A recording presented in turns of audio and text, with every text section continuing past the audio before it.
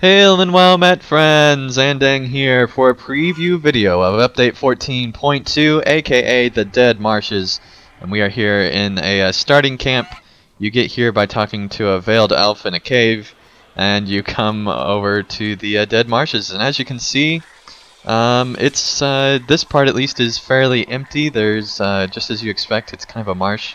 There's tall reeds out in the distance that are actually like tree-sized almost. Let me get close to show you guys just how tall these things are.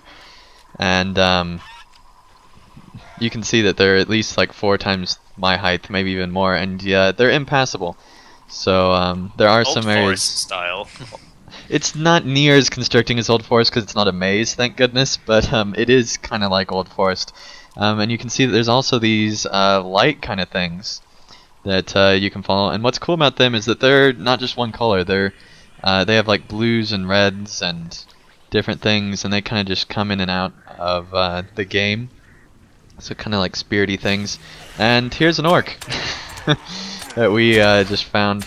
And there's all sorts of things in here, including frogs that just randomly disappear when you get close to them. Usually. Sometimes. But apparently he's just playing dead, so that's cool. Good for you, frog. Dead. He's a funny orc. Yeah.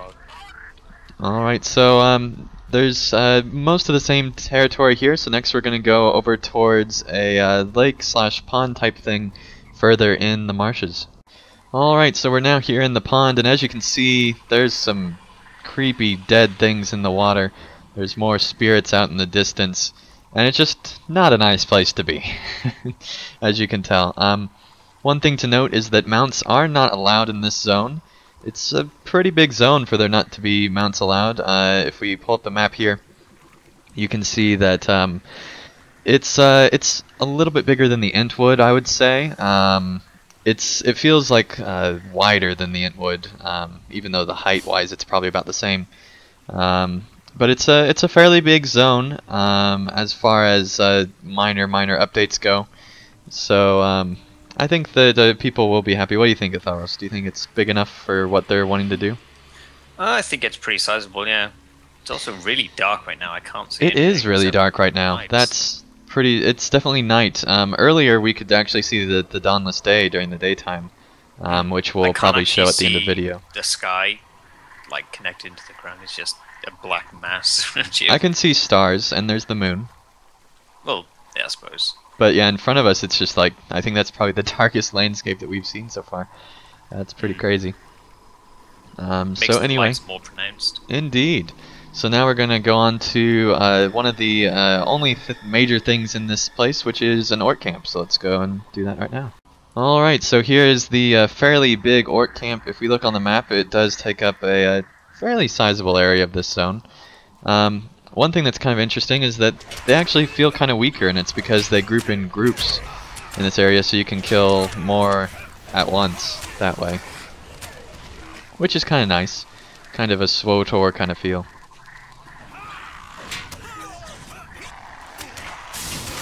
And there's the lightning of Lore Masterness. Alright, so it's a fairly big camp. It's kind of like your stereotypical orc camp. I don't really know why there are orcs in this area, but they are. So that's a thing.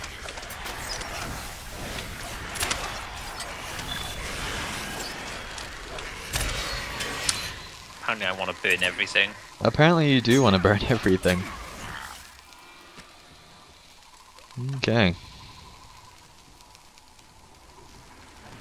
So I think that kind of shows this orc camp. There's a few more areas of this orc camp. This is just kind of a small part of it, but there's not too much detail in it. But it is interesting that there's an orc camp in the Dead Marshes, because I don't think that that's supposed to be there.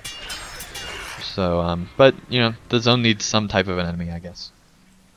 So anyway, let's move on to one of the top places in the marshes where you can see out over most of the zone.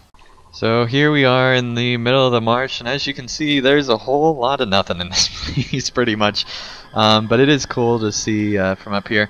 And if you look very closely, you can actually see the dawnless day even at nighttime, where there's a line between you can see the stars and you can't see the stars. And so that direction is definitely Mordor, and definitely a sign of Sauron's expanding power over the zone.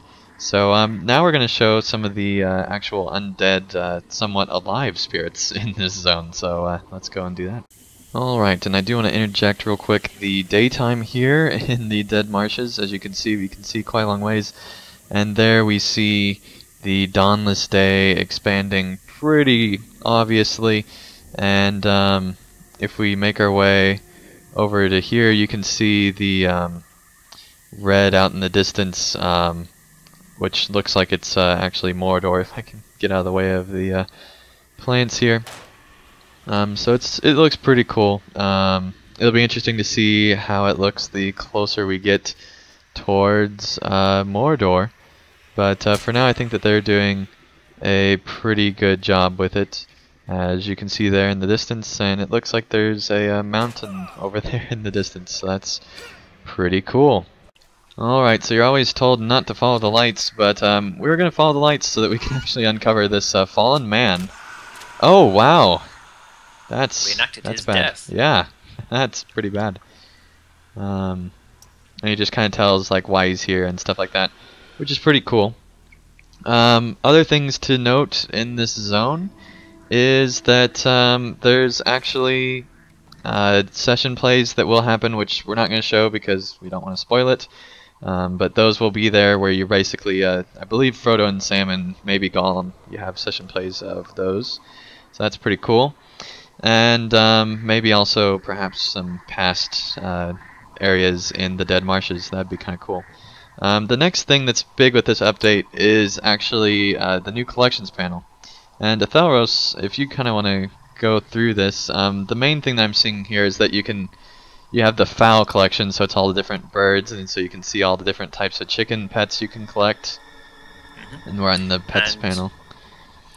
You get a title for collecting all of them, and if you select any random one there, you see on the left it shows a picture of that pet, it shows the name and how to get it. And you can actually drag the skill into your skill panel from here. So this is actually really effective. Even if you don't have the pet, you can still drag it over. That's pretty cool. There's also a friendly frog section, which teases some of the pets to come. And I think the coolest thing is the new mounts panel. No longer do you have to look through your skill panel to find all the mounts. You got them all right here, laid out, and you can actually rotate them. Pretty cool. Really cool, actually. I think this is a great addition to the game. There's also some minor skirmish changes, where basically they added in extra tiers for you to buy, which, since there's not an expansion, you actually do have to buy them separately if you want to continue to upgrade your soldier that way, I suppose. But anyway, that's kind of what's going on with update 14.2. There are a few more changes, which you can find out more information at LOTROplayers.com about. But anyway, I think that's pretty much most of the update. Hopefully you guys enjoyed it, and we'll see you again real soon for actually going through the story of update 14.2 once the Dead Marshes come out later this month and or year. So till then, thank you guys so much for watching this video, and I'll see you again real soon. Thank you guys so much for watching. If you enjoyed this video, feel free to hit the like button below. And if you'd like to see more of my daily content, feel free to subscribe, and you'll be notified when that new content comes out. And also, if you'd like to help support my channel and help me continue to create high quality videos, feel free to support me on Patreon, and you can get all sorts of great rewards in the process. So thank you guys so much for watching, and I'll see you again real soon for another video.